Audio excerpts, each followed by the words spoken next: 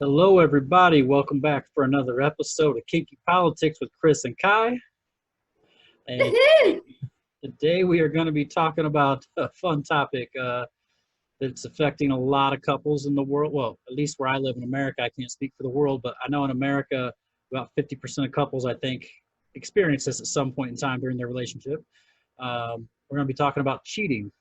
And you want to start Dun, us dun, off? dun. Oh, cheating. What an interesting topic. It's probably more common, I feel like, than we realize. I feel like there are different types of cheating. There are ways to physically cheat, and then there's another way to emotionally cheat. And I feel that culturally, it's something that every culture, every country, all societies, all civilizations have participated in, and It does seem to be kind of one-sided towards maybe my gender, though, in a lot of well, countries. I just think that I think that I think that women are just a little bit more clever about the way they may go about cheating, but I think that largely it's probably not as equal. And I say that with like a question mark because I'm not 100% sure, but I think that it's probably more. It probably leans more to your gender because women tend to have to raise the families. They have to. Religion. Yes, religion is a huge thing, and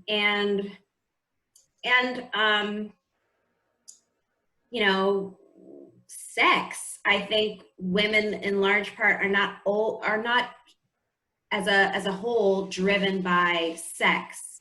Encouraged to like have sexual desires, like the way men are kind of like trained to like be lustful and like rewarded for lustful behavior, and it's like women are kind of shamed for even. I mean, it's changing now. It's one of the good things I do like about what's kind of changing is, a song like that WAP song that came out. You watched the video? Okay. I sure did. Yeah. I sure did. I mean, there were like a people or two. Macaroni in a pot. Yeah, she had some. There were a lot of lines in that one that were pretty clever. Had me laughing. I was like, ooh, Cardi seems like she'd be a fun person to be with for a night. But uh, yeah, I was gonna. But yeah, women have kind of just been, like when I was growing up, we're around the same age. When we were growing up, if a guy was like 14, 15 having sex, he was kind of like rewarded for that because everybody was like elevated his social status. If a girl is 14, 15, 16 having sex, like people then look down on her like she's easy, she's a slut, like, and it's like both of them are doing the exact same thing. Like they have sexual desires and they're acting on them. They're exploring their bodies and all that stuff, but women are kind of taught like you are going to get like I don't want to say held accountable, but punished in a way for being that, like expressing these desires out in the open or um, outside of a relationship, basically. Even in a relationship publicly, like if a woman like in my hometown were to be like kind of like handsy with her boyfriend and like acting sexual in any way, shape, or form, it would be looked at as trashy. But like if a guy did it, it would just kind of be like, guys are guys. Right. I'm sorry about the banging. I don't know what the hell is going on at my apartment right now, but if you do hear some loud playing, we're going to just stop and start. And so bear with me, bear with us, really. I think you're right in a lot of ways. I feel like uh, sexuality, or at least maybe not sexuality, but aggressive behavior is more encouraged, Yeah. with men. But I do think it's a lot of dogmatic religious reasons why women are, told to keep their, virginity and their pure, their purity and all of that kind of thing. But I think sort of even prior to that, it was the idea that at the end of the day, if a woman has sex with a man or cheats on her husband or cheats on her boyfriend or her lover with another man, and she falls pregnant, it's like, Oof. that sucks for you. Do you know what I mean? And like, it's also, it also says like, ha, you cheated. Where a man, we don't know unless he's found out. So I think the older we got as a civilization or as society sort of developed, that's when having children out of wedlock or women having babies and not being married to their spouses or whatever, it became more of a disgrace for the family. Yeah. Where I think prior to all the sort of religious things, it was more like, oh, you're sort of dirty because now you're pregnant and now everyone knows that you have sex and now everyone knows that or everyone knows that you've been doing something, or doing something that isn't, but I guess that also stems out of religious ideas. Yeah.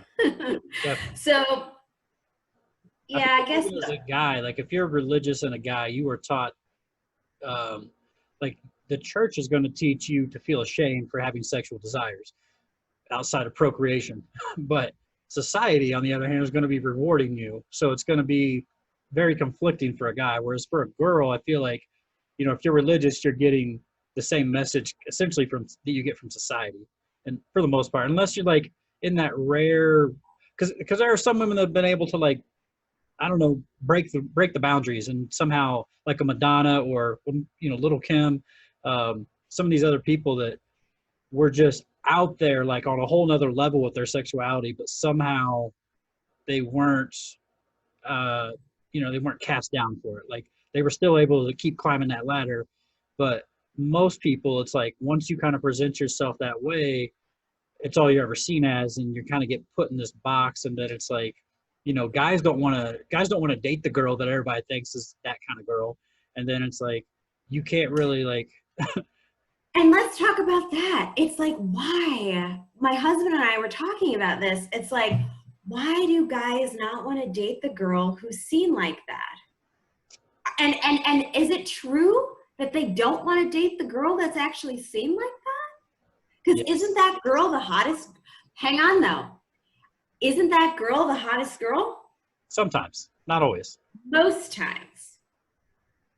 Most times the girl, and I'm sorry, I'm going to say it, but most times the girl who is promiscuous, especially in high school, the girl who was promiscuous in high school was probably the one that was the most developed. Oh yeah. Or the most popular. Yeah. Those tend to go hand in hand a lot of times. The girl who grows boobs fast or the soonest seems to be the most popular because all of a sudden it's like you have the one thing nobody else has. And it's like That's it, right? And so who are the guys trying to go after? That girl, right? Yeah. And when the guys know, and it's interesting to me because it's like that girl who like everyone's talking about is like, oh, she's such a slut, blah, blah, blah. Because I remember there were a few of those, right? Yeah. Oh, I don't want to be like her. She's such a slut. But she was still sleeping around with all those other dudes. And those dudes were sleeping around with her. Yeah. Until they couldn't sleep around with her. They're like, no, I don't do that. And blah, blah, Yeah. But even after high school, people still talked about her and people still quietly had sex with her from, you know what I mean? Those same dudes. But they weren't giving her a relationship. Like they weren't trying to date her. Now let's talk about that. Yeah. Let's talk about that. See, that's different, right? I mean, Why is that? Tell me why. I feel like I can take this one. um, Please. having kind of witnessed this many times. Um, you know, I don't know. I think it kind of changes as you get older too, because when you're younger, it's much more common for you to meet people that have only been with like one person or zero people or something like that. So it kind of makes you feel special. But if at that same time, like you're used to meeting people that have been with like maybe one, two, three people, if they're really, out there, and then you meet somebody who's been with like 30 people, you're like, well, I ain't gonna feel special at all. Like, like, there's nothing special about that. Like, it's not gonna make you feel special. But because as I've gotten older, though, now I'm in my 30s, I'm not meeting. I don't meet. I mean, the women I meet are, got ex-husbands, kids, like, they all got a story. They got a long story, especially if they're like, if they don't have kids and they're my age, like they got a long track record of some stuff that went down. I don't even ask those questions. I don't want to know. Like, all I care about is what's going on now. You don't want, but when you're younger, like, you're so focused on somebody's past, and I can't explain why. 'Cause I used to be that way, and eventually I just kind of realized, like, I'm a fucking idiot. Like, what am I doing? Like, this shit doesn't matter. I don't care like who she slept with last week. Like, all that matters is what's going on now forward. If she's the person I want to be with, and she's being faithful to me, and I'm being faithful to her, keep it moving forward. I don't even know what you did in the past, like, because after I like fell in love the very first time, and I was asking my ex about, like, we were discussing our past, and she's telling me about like her sleeping with these other guys, and I was just like, I'm getting like this horrible feeling in my stomach, like, just, I don't know, just felt like somebody was just punching me in my soul. And I was like, I don't want to know about this stuff. I'm never asking another girl about her past. Like, it's just the dumbest thing you could ever do. If they want to volunteer, I'll listen, but I would never ask a girl about her past, because it's just like nothing good can come from it. Yep. But I think it all boils down to like insecurity, really, like with going back to what we were talking about originally, like the why guys care about like a girl being with a lot of people. I think it's because you're insecure, and you're looking to feel special from what you get from her. And if you feel other people have already gotten that same thing, that doesn't make you feel special. But once you're kind of secure in who you are, you don't give a shit about any of that stuff anymore. It's just kid stuff. It's interesting. That's an interesting. Yeah, I also went through this too, and I mean, I would always ask my partners how many people you slept with, and that was always a conversation, Yeah. and they would always ask me back, and I was never afraid to tell a partner how many men I've slept with or how many men I didn't sleep with. You know what I mean? You got a real number. I did. And I grew up in a very religious family. I mean, my father's a pastor, so, I did, but I'm not trying to brag about it. I'm just trying to say, like, that is what it is. And so I guess that was part of the reason why I wanted to know about other dudes too. But you're right. I think it's an insecurity thing, but I wonder too, if it's even deeper than that, if it's actually even more primal. And maybe the older we get, it's not that we it's that we just don't care. We're like, well, you're either with me or you're not. I'm getting older, so Yeah. like, fuck it or don't fuck it, so I feel like when we're young like that, you're right, it's insecurity, but also sometimes I wonder if it stems from also too loyalty, like this idea of like, is this person going to be with me and only me? Because if you've slept with a number of people, right, that I guess, for many people, they could think, well, oh, that means that over that amount of time, they slept with that many people or that few of people. So the likelihood is maybe they're a bit more serious and they won't cheat on me or they won't leave me, let's say. Yeah. Which is, again, another insecurity thing. But, I think about like just what life was like maybe when we were like cavemen, and like how we might have been about that kind of stuff. And, you know, I think there's something very telling, that when a man orgasms, they want to sleep. Yeah. They want to rest, right? A woman, when a woman orgasms, she doesn't need rest. Yeah, I've seen a She few just, do, but they go to sleep. in large part, as far as I'm aware, Yeah, I got you. they're in large part, women don't need the rest. And as in, like, they could do anything else. They could literally clean the whole house. They could go for a jog. They could write a book. They could read. They could go back to work, you know what I mean? And not need any kind of like de-stressing sort of, like any kind of rest, essentially, on large part. And I did do some reading up on this, that there's a different kind of hormone that's released with men versus women. And with men, it's the same hormone that's released from a mother's breast milk, which actually puts kids to bed. Oh. I had a completely different theory, but that sounds scientifically backed. Well, what was your theory? Tell me. My theory was twofold. Number one, the reason men go to sleep after sex is because they're usually the ones putting in the work. And number two, so they're a little more tired. Number two. Excuse me. Number two, the female orgasm seems to be a much more heavenly experience than the male orgasm. Because I have never reacted to an orgasm the way I've seen women react to orgasms.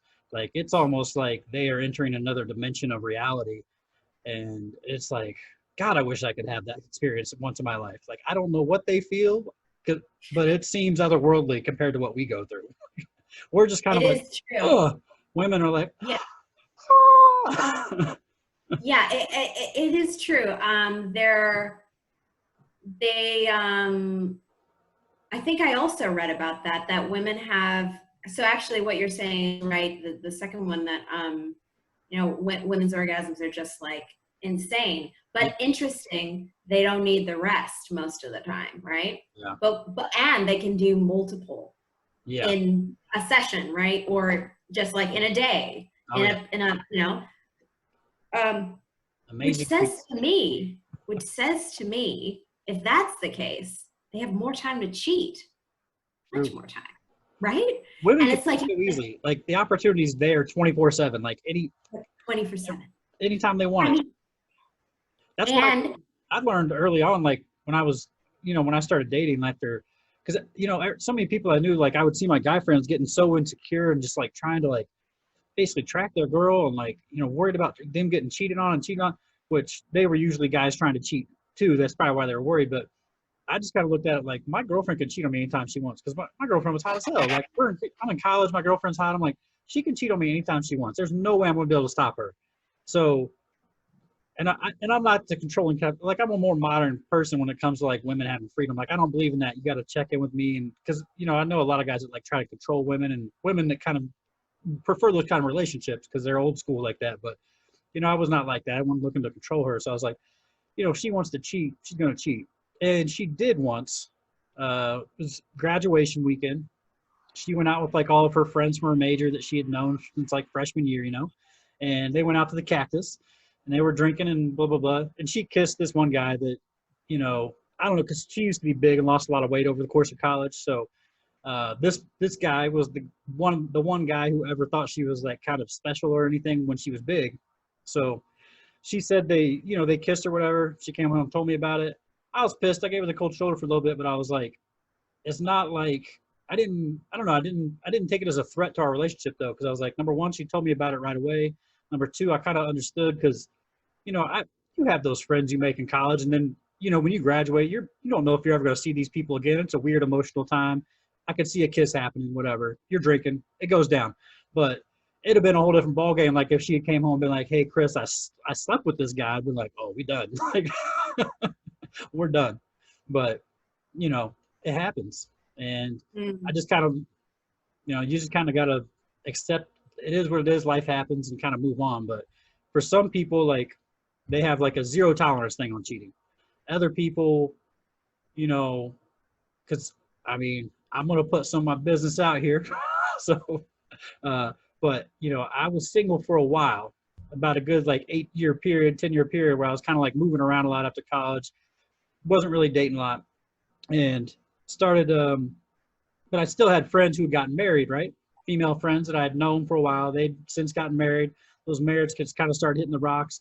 We stayed talking throughout that, but then the course of that relationship changed at some point where it became more, I don't know, sexting would be the right word, I guess, you know, involved some dirty talk and stuff like that. Very occasionally pictures, but things like that. And these were married women. And, Mm. you know, I was feeling kind of conflicted about it, like, because I was like, you know, obviously, you know, for reasons, anybody who's ever kind of gotten in a situation like that, you know, you understand why you feel conflicted. But I was kind of trying to understand like where they come from, like, how are you not feeling? Because they didn't seem to have any conflict with it. And I was like, how are you not feeling a certain way about this? And they were just basically like, you know, it's just words. It's just, you know, this, it's not actually the act. And I was like, okay, so people have different definitions of cheating because in their mind, like, we're just talking, so it's not actually cheating. But Mhm. for me, like, if, you know, if I was in a relationship, well, I'm in a relationship, if I found out my girlfriend was like sharing, sending pictures of herself like that to some guy and like sharing these wild, vivid fantasies and stuff, I'd be like, that's a problem. Like, I don't want that. That's a no go. Like, we need to talk about this. But other people are like, she's told me before that she's okay with me flirting with other women, but Mm. I feel like kind of weird about even that because it's like I understand like a lot of people do that. Like everybody's got like a work flirt or something like that. You know, you got to keep it you know keep those the mojo there because when you're in a Right. relationship you kind of just stop flirting after a while and you kind of just I feel like you might forget how to flirt after a while if you Oh, don't you do it. So do. you Oh, gotta you keep it do. fresh. But Yes. flirting leads to you know other things, which leads to other things, and it's a very dangerous slippery slope. So I don't know. And then you know there's people out there that are into this whole open thing where that's a whole nother world. I don't know if that even fits into cheating since it's allowed, but yeah. Yeah. Yeah, you said a lot of things. I Sorry, mean, I did ramble. no, no, I appreciate it. I mean, these are lots, there's so much to think about within that. It's interesting. I had a teacher too in high school, and I never forgot it. Everyone knew she had a crush on this other teacher and he was so hot. I forgot his name, but he was so hot. Mm. And she was hot too, is the Ooh, thing. And she just said publicly in front of all of us one time in class, she's like, well, everybody has a work husband. He's my work husband. the fuck? Right, and I never forgot it because it said to me, oh, okay, so people see marriage a little different than what I think it's made out to be or what society has made it out to be. Mm. And even though people are married, they have different ideas on what marriage looks like. Because I couldn't in my wildest dreams imagine having a work husband.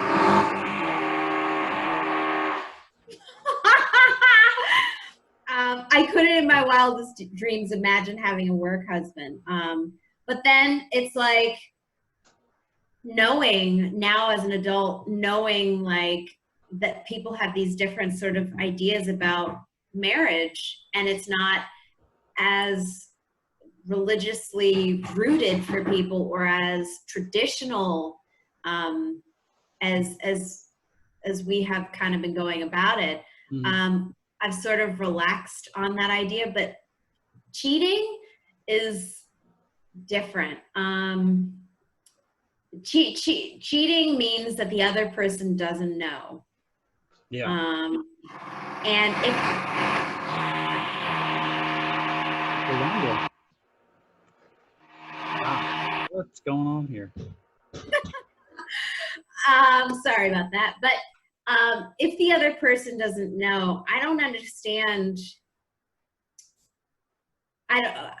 It's kind of like, well, what's the point? But then it's also like, have we been as a society been bamboozled about what marriage should be? Because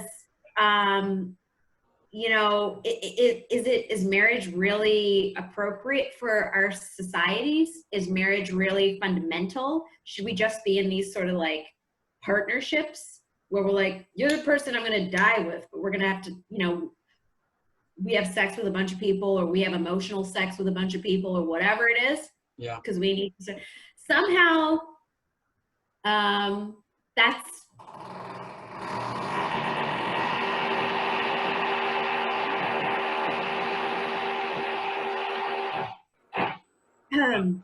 excuse me. Somehow, somehow I feel like, based on the fact that most people get divorced, I shouldn't say that, but a large portion of the world. Yeah, okay. So there we go. A large portion of the world gets divorced, and a large portion of the world cheats. I feel like it might be safe to say that marriage is not ideal. And that there might be something wrong with the way we're actually looking at marriage if people cheat and get divorced all the time. Yeah. So I definitely think like it's outlived its function. Like, because I mean, it's been around for so many thousands of years, and like for the longest time, for most, I mean, almost all of human history, people never really left the town they were born in. So, you know, the way things used to be kind of made more sense in that society. But now that people are so mobile and you have so many more options, it's like it just seems outdated in a lot of ways. Yeah, I'm sorry. I hope that, did you hear that? I kind of did. You do so well. You do so well. Gosh, this is going to be an interesting episode. Yeah. Yeah, I agree with you. I do think it's sort of outlived its, but at the same time, I don't think it's something we'll ever get rid of, because I feel that we're so deeply tied to religion, you know, tradition. and tradition. We're so deeply tied to religion and tradition that it almost feels like it's impossible. But I shouldn't say that, because listen, did you watch the debates yesterday? Is anything impossible? Yeah. Okay, so everything is possible. But cheating, you know, I definitely feel like people make mistakes. Yeah. And I think it's easy as a human being to make a mistake. Would I like to be cheated on? No. Do I want to cheat on someone? No. Do I want to cheat on? I mean, my God. Yeah. And I've always considered myself a very loyal person, but I can see how easy it would be to fall victim to it, or to just, you know, be in a situation and not realize how far you're going with something. Mm-hmm. So to some degree, like, I'm like, in a lot of cases, like what you said, I can see it happening. You know, at least the situation with your girlfriend and your ex-girlfriend and her kissing this dude and whatever. But, you know, my husband also told me a story about a past girlfriend that he had who cheated on him, and he stayed with her still, you know, and I'm like, how could you do that? Wow, that's crazy. Yeah. But in the end, he couldn't stay with her. He's like, I couldn't even be faithful. You know, I just lost so much trust. But, you know, that's interesting too, because I guess when trust is broken, it's just broken, you know? So I wonder if they had this discussion about like, hey, something's happening in our relationship. I'm not feeling the same, or I'm feeling like we're having some problems, or I'm feeling like I want to try something else in our relationship. I don't know, you know, having those conversations with your partner, or your lover or something, I think is really important, rather than harboring these feelings, because I think that's when people cheat. Yeah. Um, Yeah, I think it 'Cause usually comes from like a communication breakdown or lack of communication, because that's something that I've realized as I've gotten older, just looking back at like adults that I grew up seeing their relationships, and then friends' relationships and my own relationships. Like communication is a bitch, like so fucking hard, so fucking hard. And then it's like, but if you don't communicate, you start feeling a certain way, and then that starts building up, and then sometimes, your release is in another person, or that other person becomes that person you can talk to about that thing, and then somehow that you start thinking you might have feelings for that person. It gets confusing, and then next thing you know, you're in deep. Because yes. And it's like, you know how people say the grass is always greener on the other side? yeah, And then the other thing is like the grass is greener wherever you water it. yeah, And then sometimes like the grass isn't greener on the other side, right? Or sometimes the grass is greener on the oh other yeah. side. So it's really, life is really weird and really bizarre. We'll just prolong there. Oh, But anyway, excuse me. Anyway, I think you're right. Communication is the key to fulfilling and lasting relationships, whether they're platonic or romantic or whatever they are. yeah, Communication is so, so important and so vital. And communication is the thing to, I mean, if I had, for example, if I had better communication with some of my friends that I recently am no longer friends with, mm, we probably would still be friends now. You know what I mean? But people are people at the end of the day, and it is what it is. So have you I been think cheated on on? that, what? Have you been cheated on? I've never been cheated on, at least not that I Wow, know of. that's amazing. You're But like one of the few women I know that can say I mean, I don't know. I mean, I could have been. There have been times where I thought there's a maybe. strong possibility there, Yeah. but I think the only person that I can think of was in college, or there's two people. There's a guy in college that I dated, who may have